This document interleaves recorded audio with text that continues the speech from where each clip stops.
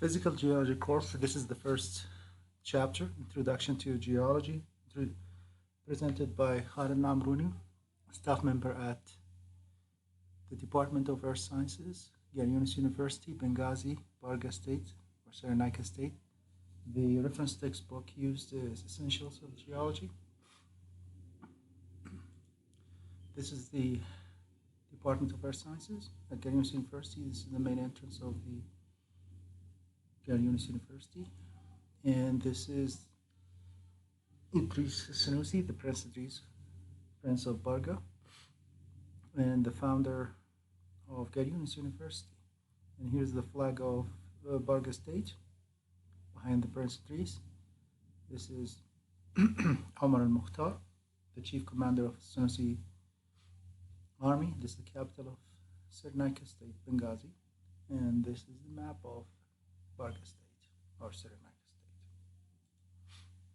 Outlines of this first chapter: two broad areas of geology, physical and historical, two important theories in geology, Catastrophism and Uniformitarianism theories, solid earth, the four main divisions: core, outer, inner core, outer core, mantle, and crust, and the earth's environments: atmosphere, hydrosphere, solid earth, and then plate tectonics and the three distinct plate boundaries: divergent, convergent, transformer, fault, and then Wilson cycle or tectonic cycle that studies opening and closing of the oceanic basins.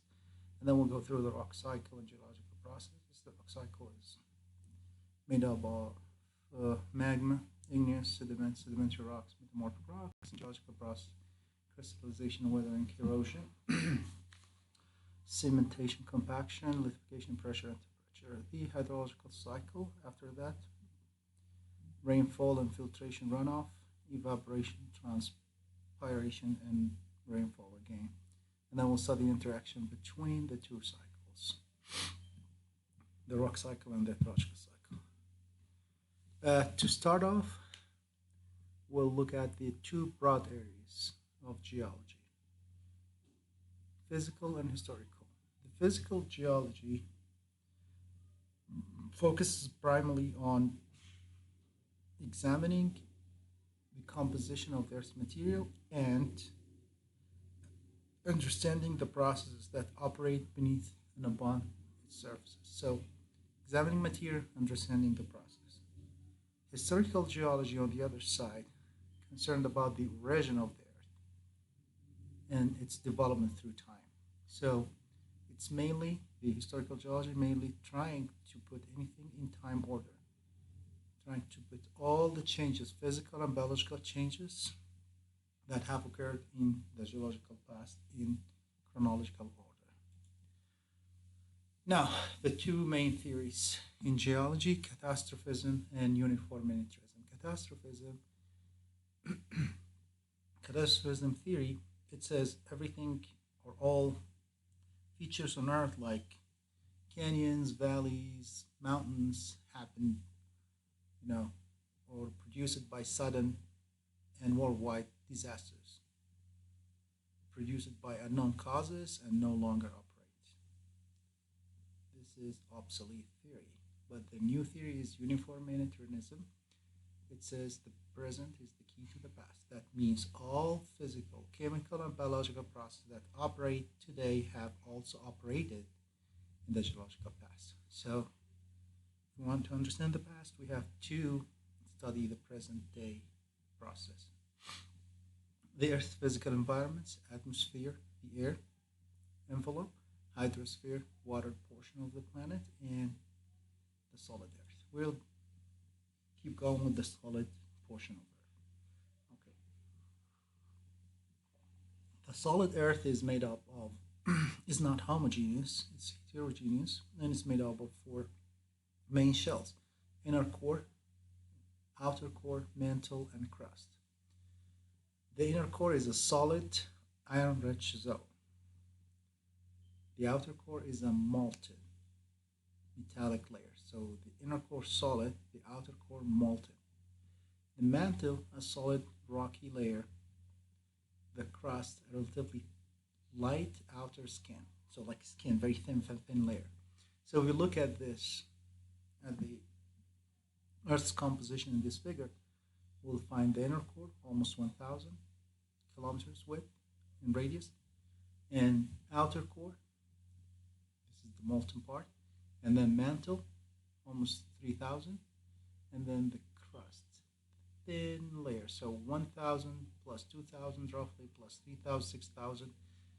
The total is 6,000 plus, if you compare it with the crust, which is 5 to 40 kilometers, it's almost like less than 1% or half percent in thickness. So the crust is so thin, very thin. So we have two other important zones, asthenosphere and lithosphere. And lithosphere usually located, it's a hot, weak zone that's capable of gradual flow, and lithosphere is rigid, solid, cool zone or rocky zone. So where to find these zones? These zones just restricted to the upper mantle and the crust. So as we said here, we have inner core, outer core, mantle. If we look at the mantle here, we have lower mantle, pink here, and then the upper mantle. If we take section from the upper mantle to the crust and enlarge it here, so the upper mantle here, we call it asthenosphere. It's almost 600 kilometers thick. This is hot and capable of flow. Above it, the uppermost mantle and the continental crust and the oceanic crust. This is about 100 kilometers. It's very solid and rigid and forms the Earth's plates. Okay? So let's look at the destructive and constructive forces or processes that works on the Earth's surface. Any force that wears away the land or decrease the elevation of the land, we call destructive force, like weathering and erosion. Any force that increases the average elevation of the land in opposition to gravity, we call constructive force, like volcanism and mountain building. Okay, plate tectonics. This is just an introduction. We're not going in too much deep details. The unequal distribution or temperature distribution and unequal temperature distribution in the Earth's interior is thought to produce convection currents.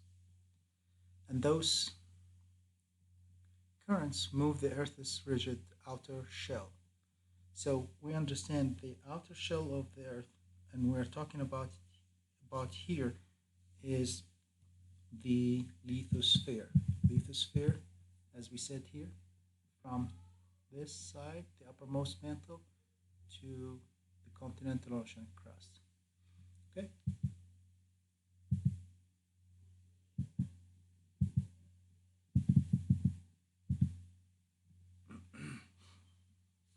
So when the uppermost rigid outer shell moves, the plates will sit in motion.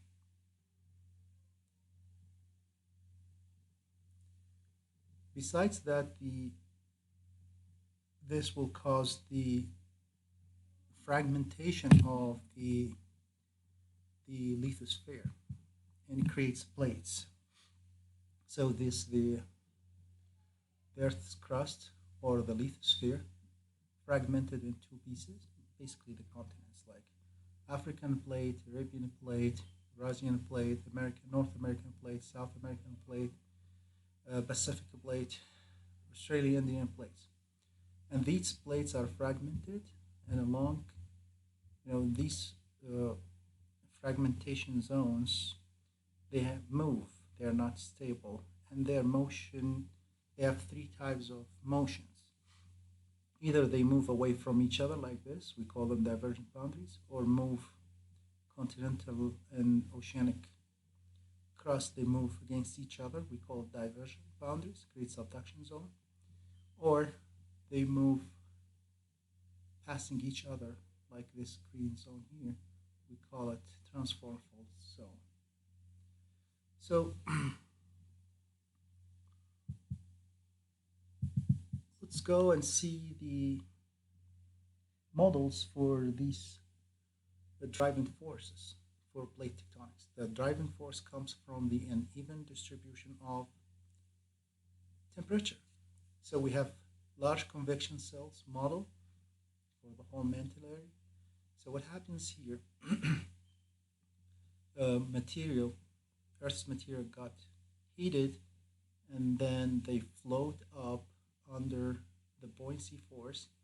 When they get closer here to the surface, some of it will erupt and crack the Earth, and the other parts will cool down and keep sinking and dragging the crust and enhancing the fragmentation, and then cools down and sinking again, and then heated and comes back again, floating under the buoyancy force, and on and on and on.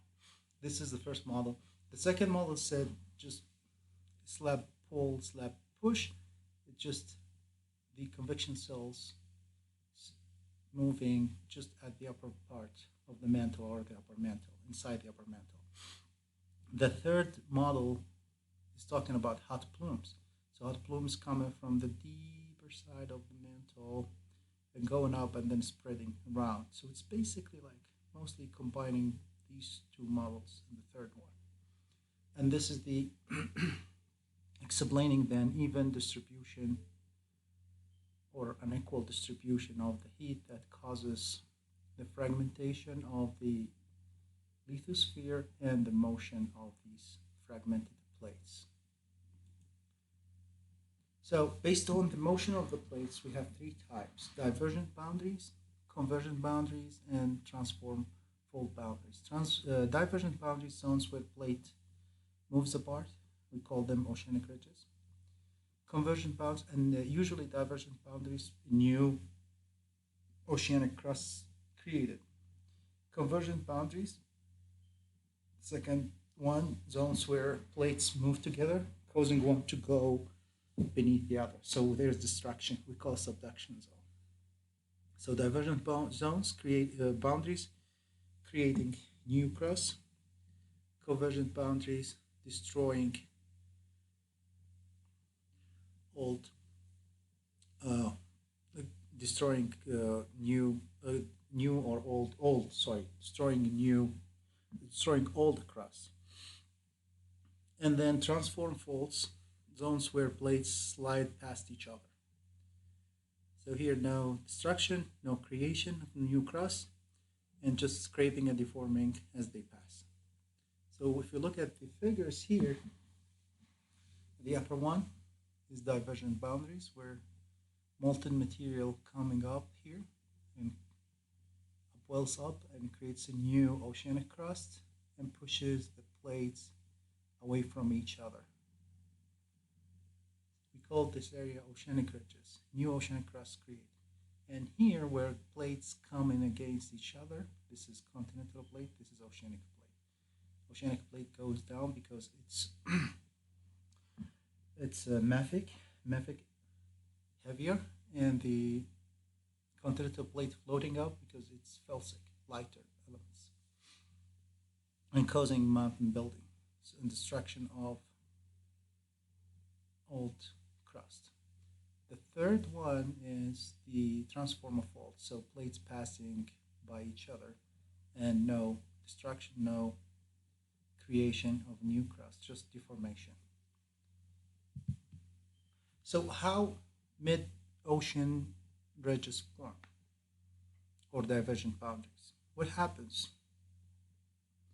Inside the continents, when the molten material rises up, will heat up the continent and then causing upwarping and fracturing.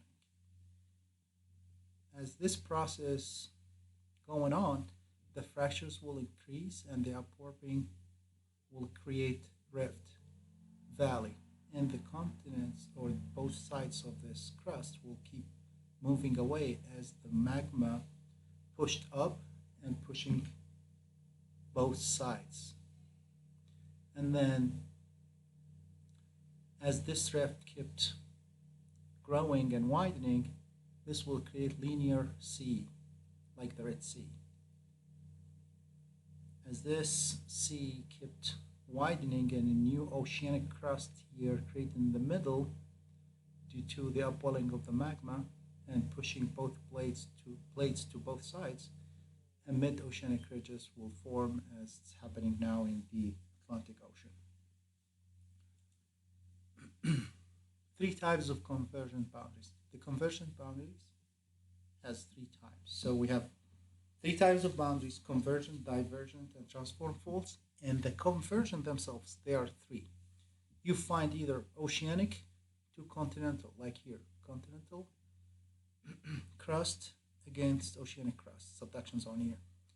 What that will create? Continental volcanic arcs. Or you find oceanic against oceanic, like this case, oceanic against oceanic crust, and that will create island arcs.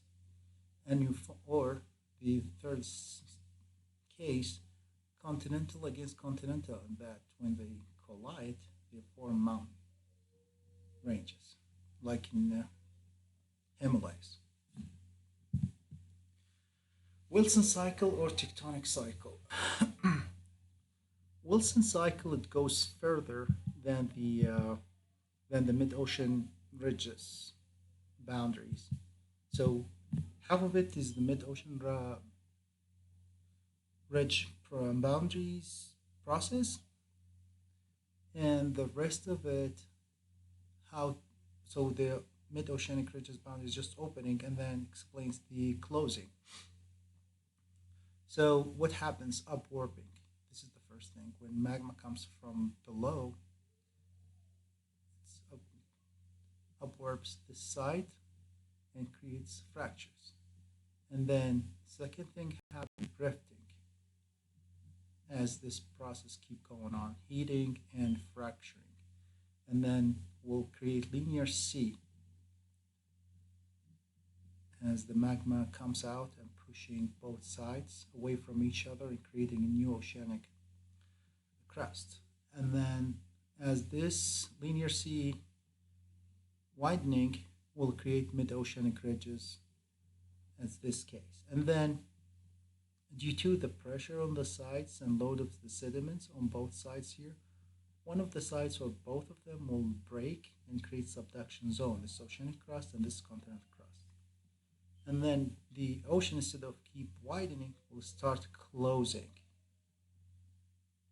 And this is what's happening in the Pacific Ocean, closing. And then until both sides, the continents from this side and that side, will collide again, will collide and form mountain ranges.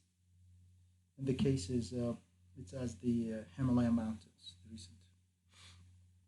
So this is the Wilson cycle, opening till here and then closing the rest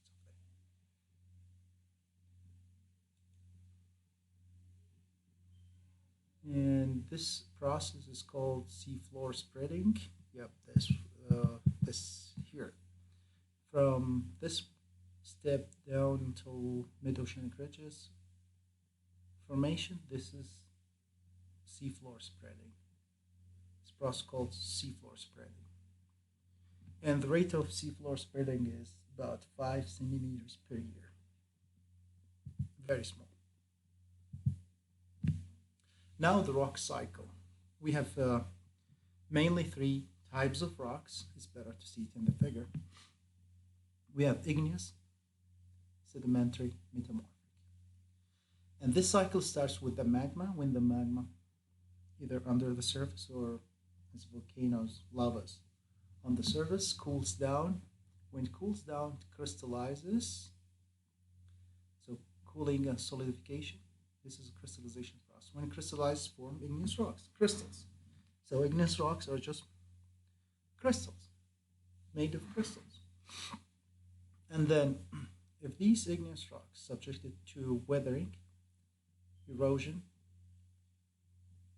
and transportation, weathering, agents of weathering, either water, wind, ice, waves, gravity, and but the difference between weathering and erosion, weathering, just disintegration, decomposition of the rocks in situ. Erosion is incorporation and transportation. So when these rocks weathered, became like sediments, fragmented, and then transported, eroded, and deposited in the ocean as sediments. These sediments here will be lithified due to compaction or cementation. Compaction due to the weight of the sediments, or cementation when the pore space is filled with minerals and minerals weld the grains together and form sedimentary rocks. If these sedimentary rocks subjected to to heat and pressure due to either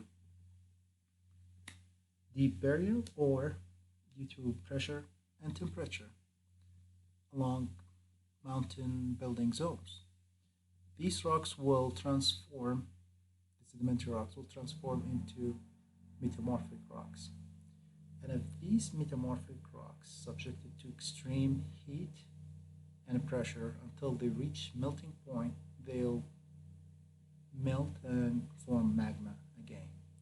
This is the general cycle, but there are shortcuts. Like, for example, from igneous rocks, you can't get metamorphic rocks if these igneous rocks subjected to heat and pressure.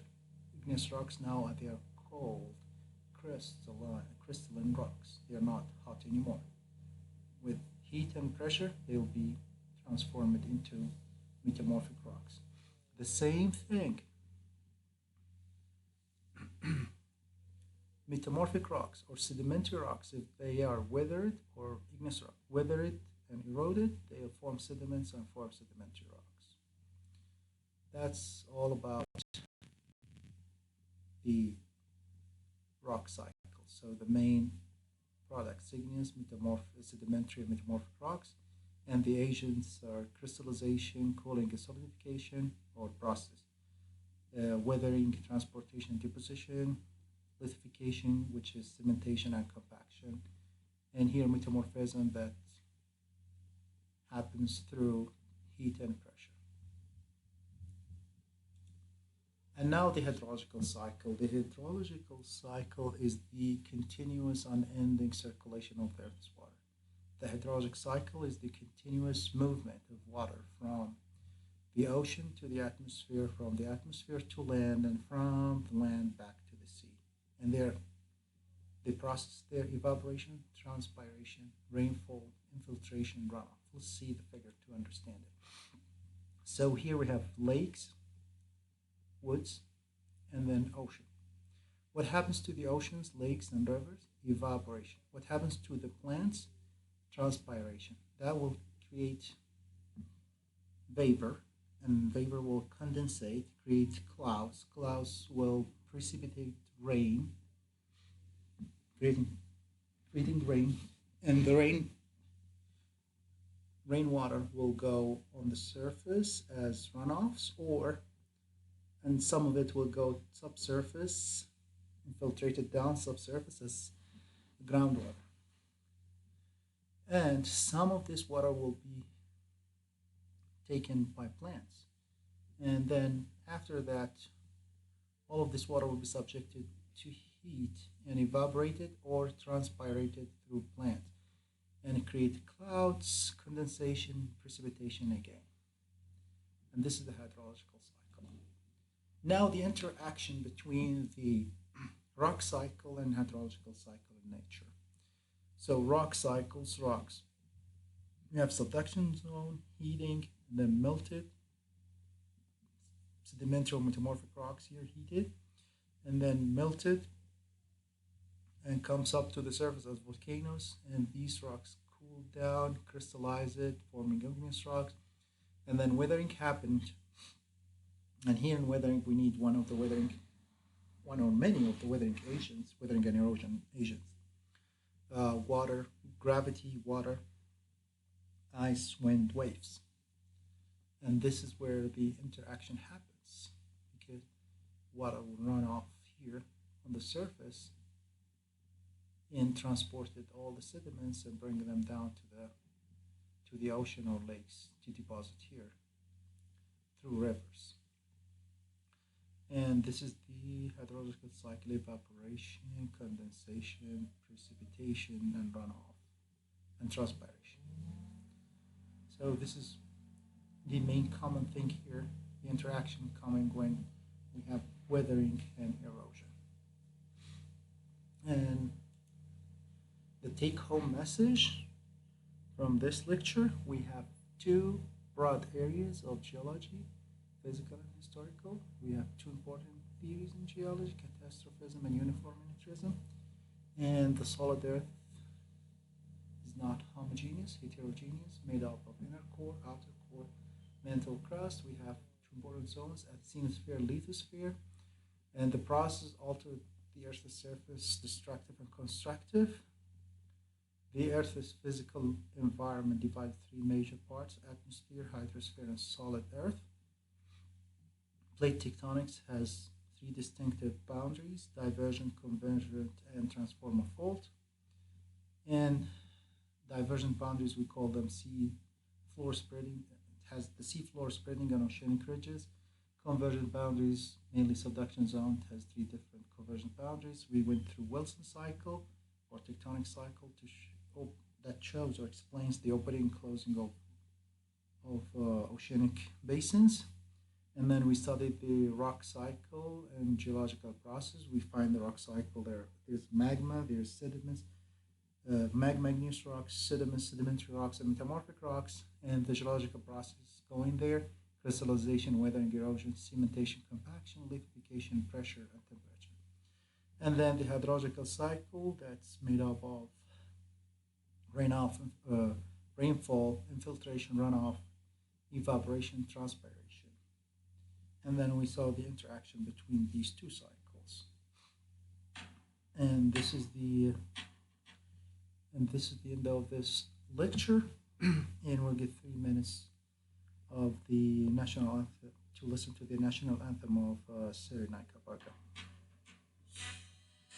رفرف كأجنحة النسور فوق الشواخخ والقصور فلك المراكز في الصدور يا أيها العلم النظير يحيى الأمير يحيى الأمير رفرف فأنت شعارنا وإلى الأمام منارنا بك علقت أبصارنا وإليك بالفخر نشير يحيى الأمير يحيى الأمير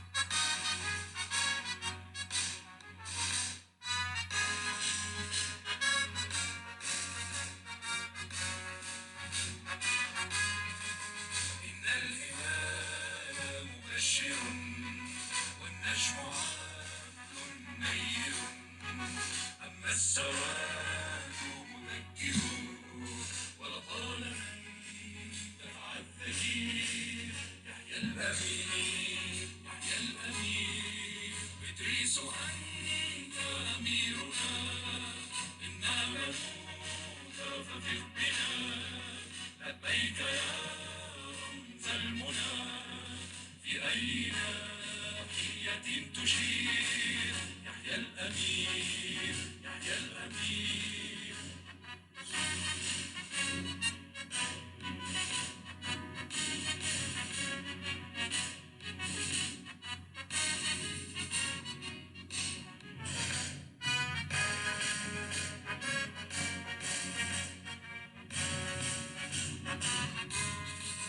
نحن الشباب الناهضون وإلى المفاخر راكضون بالأمس جاف رابضون واليوم قد آن المسير يحيى الأمير يحيى الأمير العلم نور حياتنا والدين خير هداتنا والصبر سور صفاتنا والله مولانا النصير يحيى الأمير يحيى الأمير. Thank you very much.